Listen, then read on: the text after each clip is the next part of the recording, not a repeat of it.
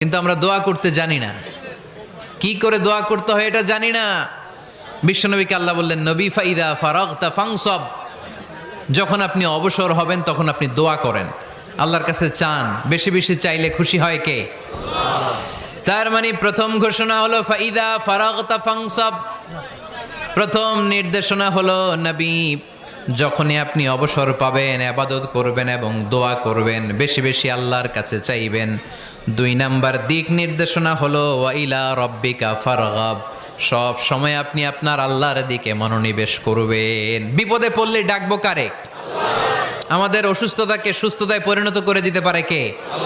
চাকরির জন্য পাগল পারা, চাকরি নাই, চাকরির ব্যবস্থা করে দিতে পারে কে?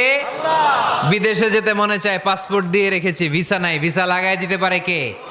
কিন্তু আমরা দুঃখ কষ্ট বেদনা কিছু একটা হইলেই সবার আগে আল্লাহরে শেয়ার করার আগে ফেসবুকে শেয়ার মেরে দেই। আসলে